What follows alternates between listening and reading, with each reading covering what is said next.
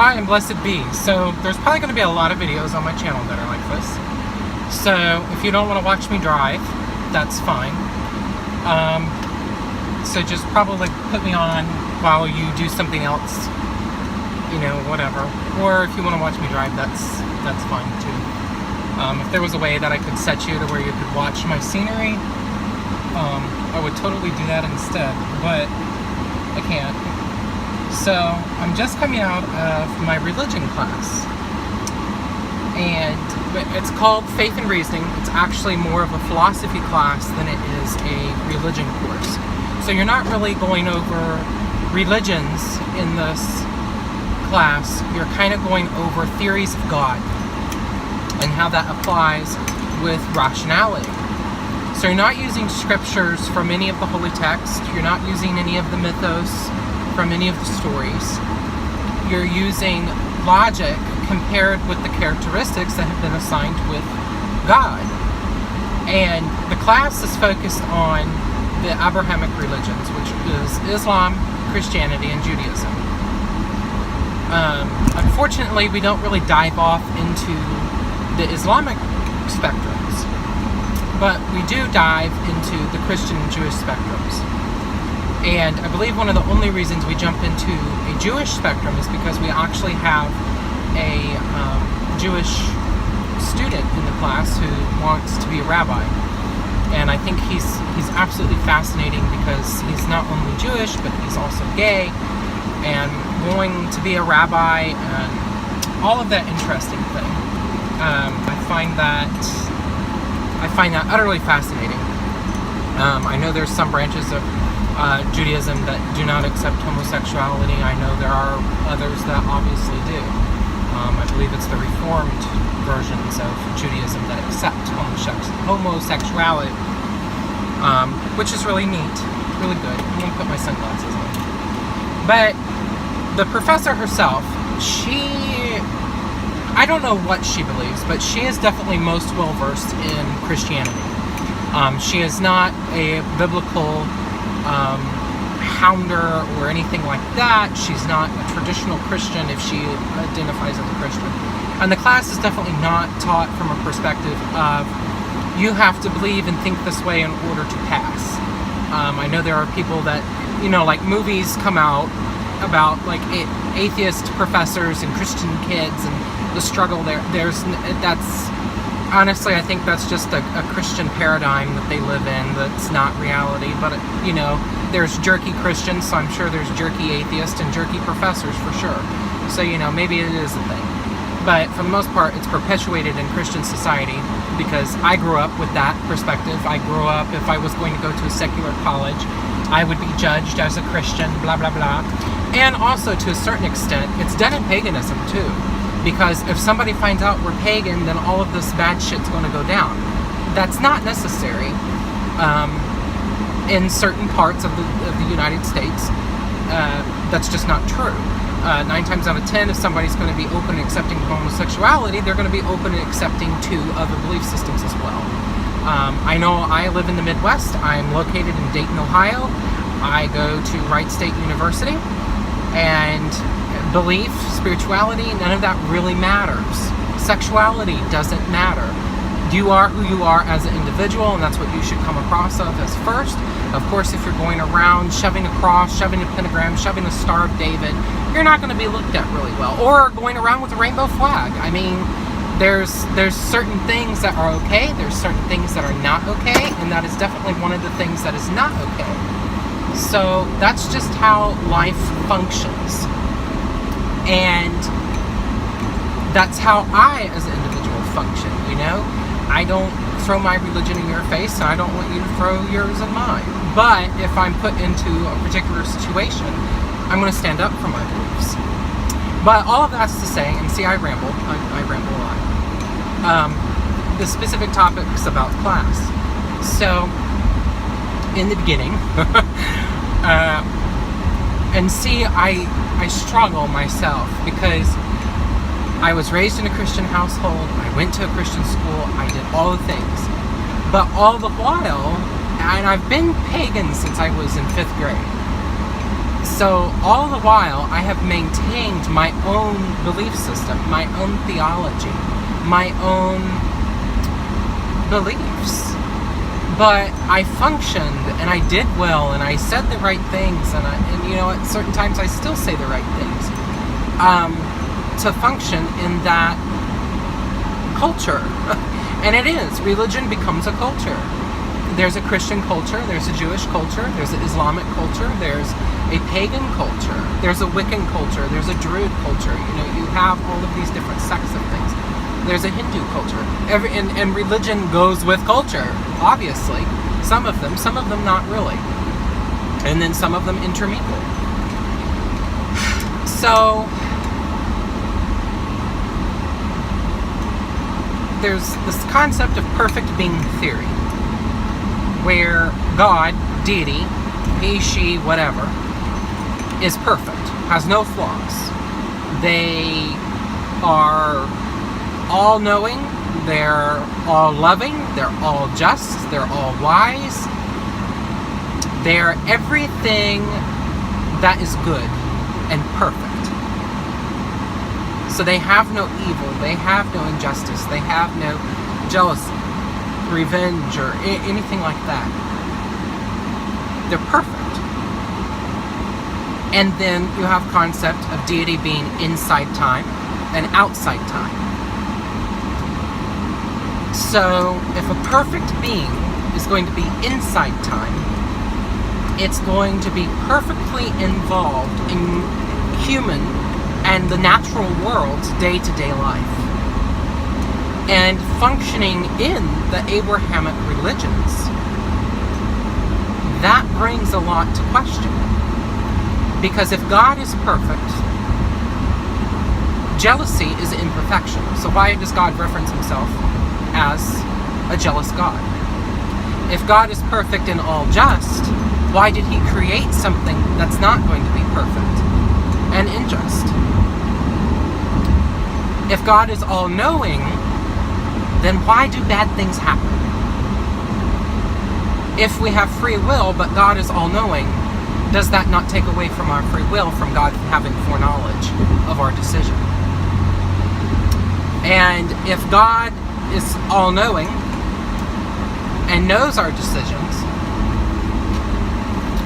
why did Christ have to die for salvation? Why did Adam and Eve get kept out of the garden if God already knew that they were going?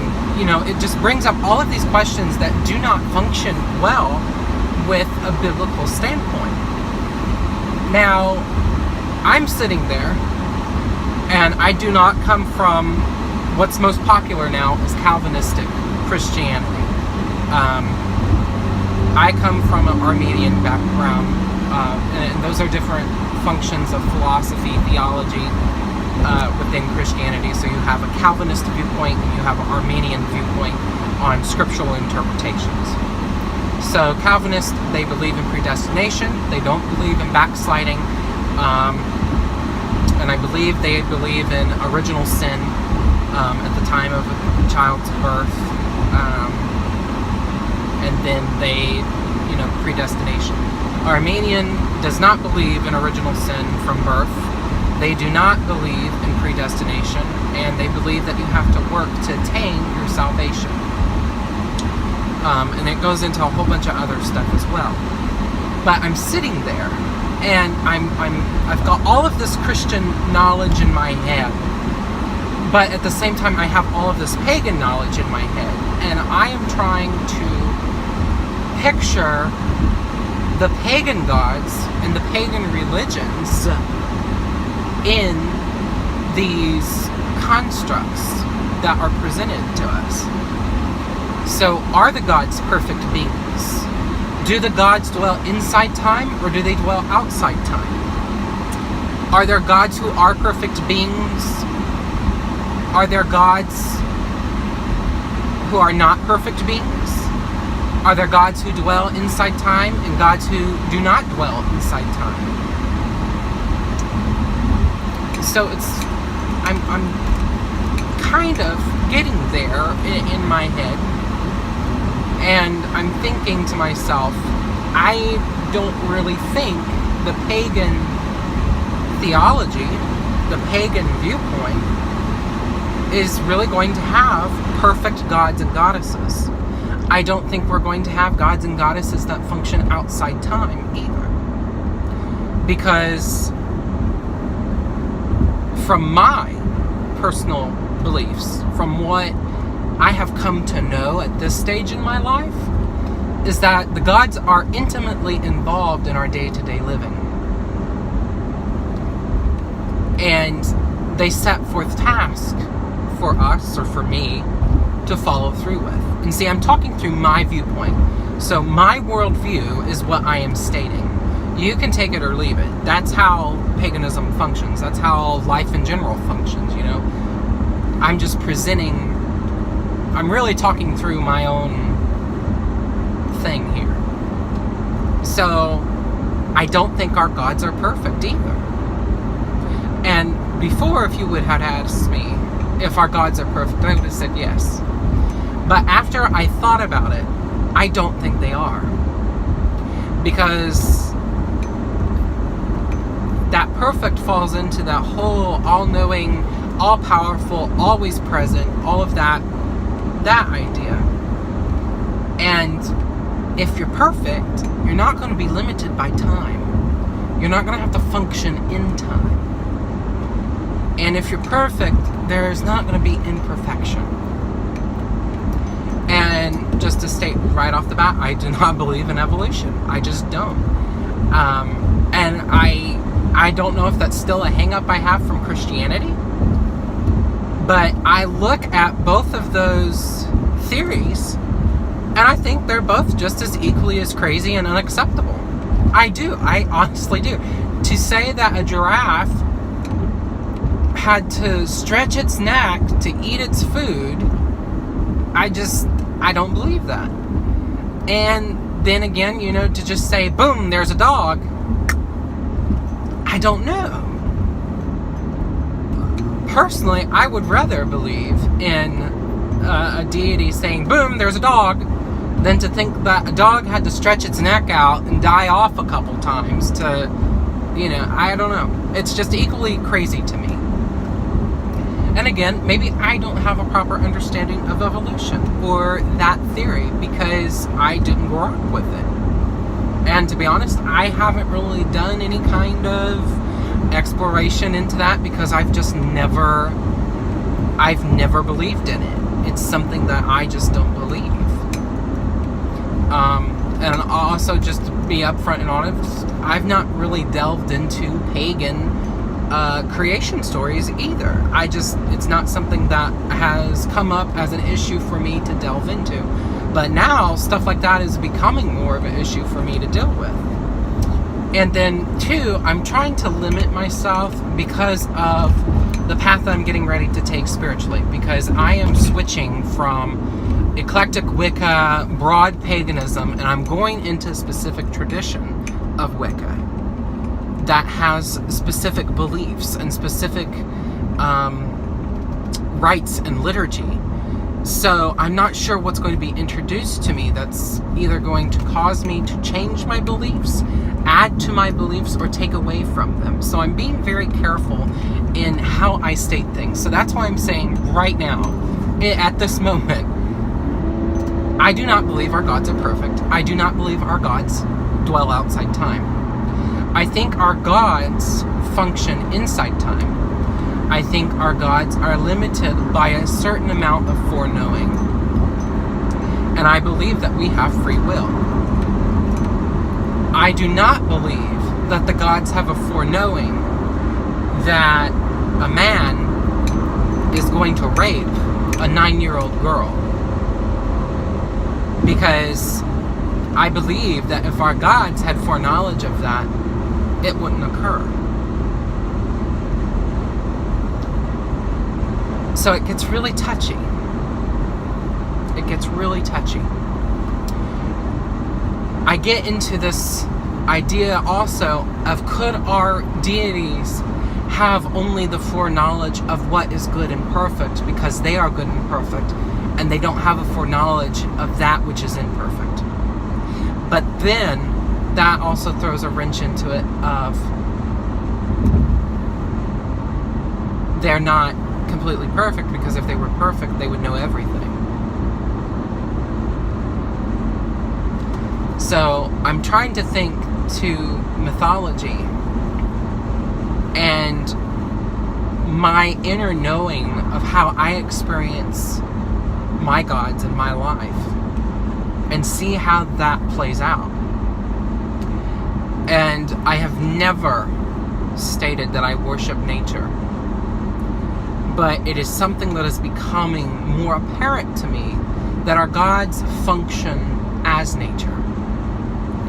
So if a tiger eats an explorer, sucks for the explorer, sucks for the family of the explorer, but the tiger got a meal, and it does not make the tiger evil.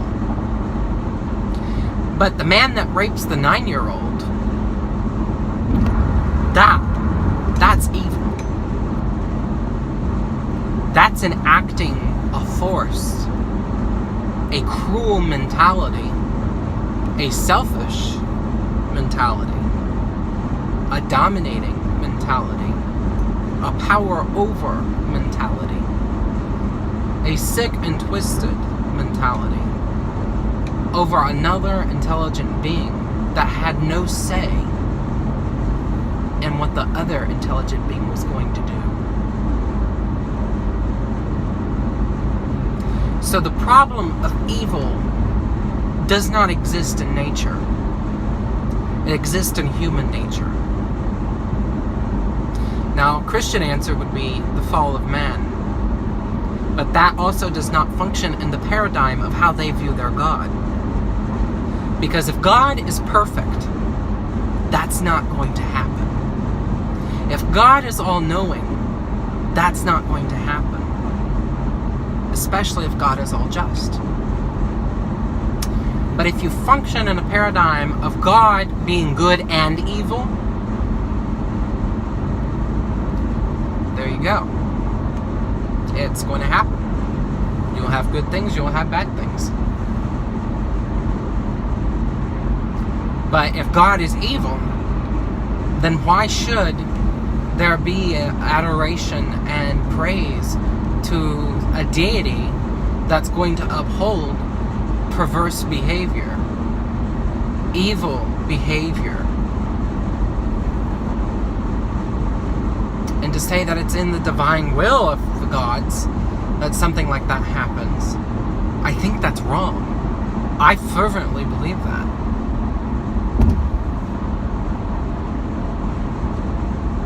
But again, we have pagan gods that raped people. Did Zeus not come upon, or not Zeus, did Poseidon not come upon one of Athena's priestesses and rape her? And did Athena not come and not only skip over Poseidon, but punish the priestess who was raped and named her Medusa? And banished her to an island by herself?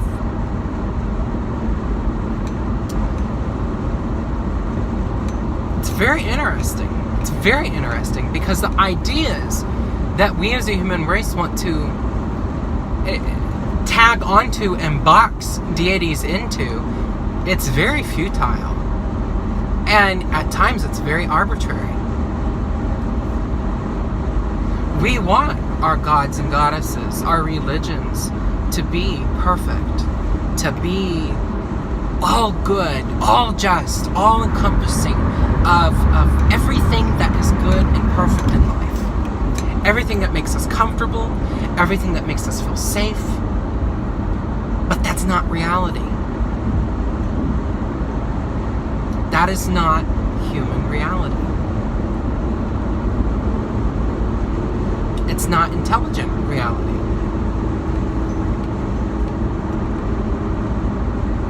So then, if the gods dwell inside time, and they're not perfect and they function personally, that's going to allow human error and human free will more than saying the gods are perfect and the gods dwell outside time. Because if the gods dwell outside time, they don't care.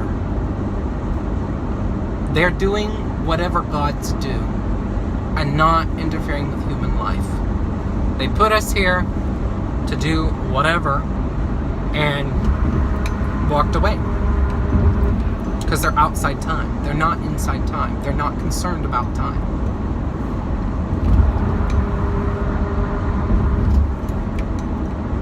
But that's not how I function. That's not how I view the world. That's not how I view the gods. I view the gods intimately involved with our day-to-day living. And I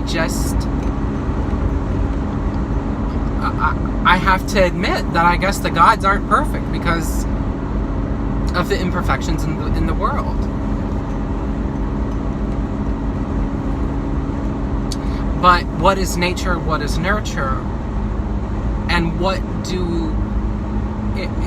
If we had no consciousness of different religions and just lived in harmony with nature, and see, right there's that perfect being word, in harmony with nature. If we just lived in nature, what would the human viewpoint look like then? If mythologies, if religions, if all of that was wiped out, not available, what would that look like? There's a super weird noise going on over here. I'm not sure what's going on. I'm hoping it's the wind. But I think we can look at ancient societies and get that information.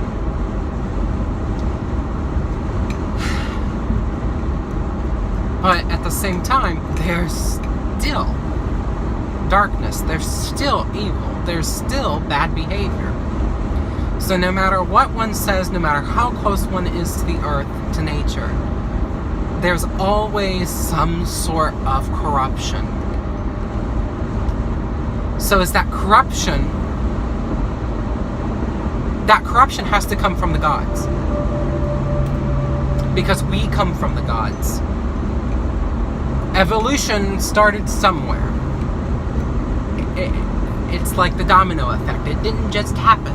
Because if you're going to say it happened, then, I mean, creation theory is just as valid. Because it just happened as well. It was enacted by a deity. And that's what I believe. It's so hard. It's so hard. And maybe I'm overthinking it, or maybe I'm not as invested in it as what I should be. Or perhaps I'm trying to apply paganism into a non-pagan environment that paganism just doesn't fit in. It's not going to happen. I don't know. And it's bringing up a lot of, like, emotions in me. And I sit there and I find myself applying biblical scripture and mythology to some of these topics. And I'm also applying, like, ancient gods and goddesses and their mythologies in this as well. And I'm like, it's not fitting in Christianity, and it's not fitting in paganism, so what the hell fits? I mean, the atheism fits it because there is no deity in atheism, so there's no whatever. I don't know, and I find myself kind of encroaching in that area too, and that makes me uncomfortable because I don't want to not believe that there's nothing, and to me, magic is inspired by nature that is inspired by God or deity. And I've always said, I believe God is like a tree. There's roots to God that is invisible, that we can't see, we can't understand, we'll never see them, we'll never understand them. And then there's the trunk of the tree that's, we can kind of see it, we can kind of grasp it, we can kind of understand it. It's not really male, it's not really female, it's not really Christian, it's not really pagan, it's just a powerful supreme being. And then, you have the two branches of this tree that are male and female. And then off of those branches, you have the little leaves that come off them, that grow and have names and have stories and have scriptures attached to them and have mythologies attached to them. And then, it has people and cultures attached to them and countries and nations and all of that. That's how I've always viewed deity. But prescribing human characteristics and human knowledge and human free will and all of these different concepts to that becomes quite a paradox. And perhaps that's just the answer. It's a paradox. And perhaps it's as the good old Catholics and various other Christians say, that's the embrace of the mystery. We'll never understand it. So I don't know. Just things that have come up. Things that I want to kind of just talk out and get out, and kind of like state, this is what I believe right now in this moment. So right now in this moment, I don't believe our gods are perfect. I don't believe our gods dwell outside time. I believe our gods dwell inside time. They're intimately involved in our lives. They care about us if we give them our devotion. And I believe that they have no foreknowledge of the darkness and the evil and the choices that we're going to make. I believe that they stand with us as we make our choices, and they have the foreknowledge of the good and the and see, if they have the foreknowledge of the bad. I don't know. I don't know where I believe in that right now. I need to get over in the other lane, and I don't think the car's going to let me. I'll take the detour. But still, where does that put paganism and the gods? Where does that put other religions and the gods? I'll be very excited to get into, because I believe at some point we will be discussing some of the Hindu theories, because that's in the book. I might skip over and look at it. But just going through all of this different, weird ideas about God and deity and all of that, it's just kind of cumbersome to me. It really is.